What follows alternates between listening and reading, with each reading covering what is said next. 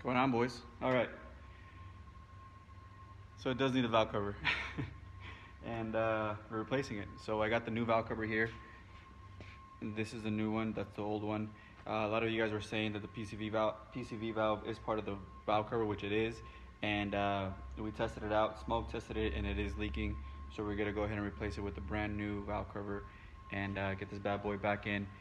It's a regular, 6-cylinder BMW engine, so it's pretty easy to do. Like the E46s, like the 320, the 330i BMWs, they have the cover on top you have to remove. But on this one, I could sneak out the valve cover without removing that.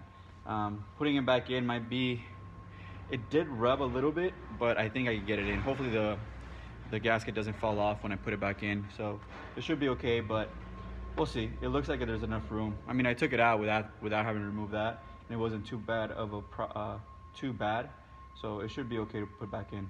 But anyways, I'll keep going on it. I just want to show you guys the progress on what I was doing with the BMW, because I know a lot of you guys were asking for an update.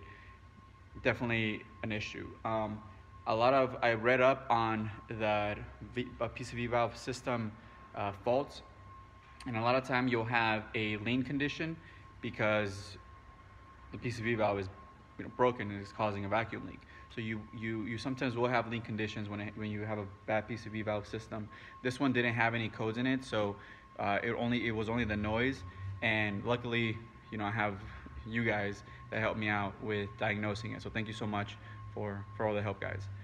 All right, let's get back on it. All right, boys, so I'm working on this 2010 Acura MDX, and it has a V6 in it.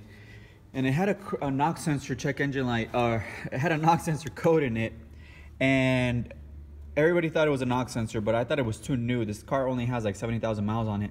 It doesn't really happen a lot, but I was like, okay, well, it's probably a knock sensor. I couldn't get to the harness and test it, so I was like, well, I think it's a knock sensor, more than likely. There's no engine issues with this car, so let me just go ahead and replace a knock sensor. Took the intake off, looked under the intake, which is the knock sensor, is like right there, and the wire was chewed up. There was rats living under here, and they chewed up the wires and causing circuit faults with the knock sensor. So I got a new harness. This is the old one. You got all chewed up there, and I put the new one in there. It's pretty easy to do. We got it from Acura because I couldn't find the harness anywhere, and I wasn't gonna make one for this car because the harness isn't that expensive actually. So the harness goes from this connector right here to the actual knock sensor. So actually pretty lucky.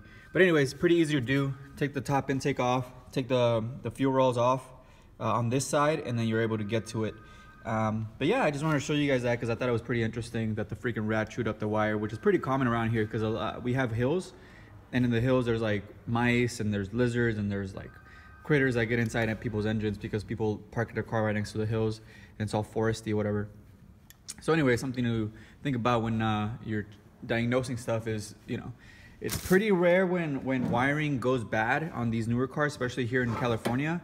But when it does go bad, or when you do think of something like that, ask the customer if they live next to a hill or they park next to a brushy area, because rats can get in there and start chewing stuff up. So anyways, that's it.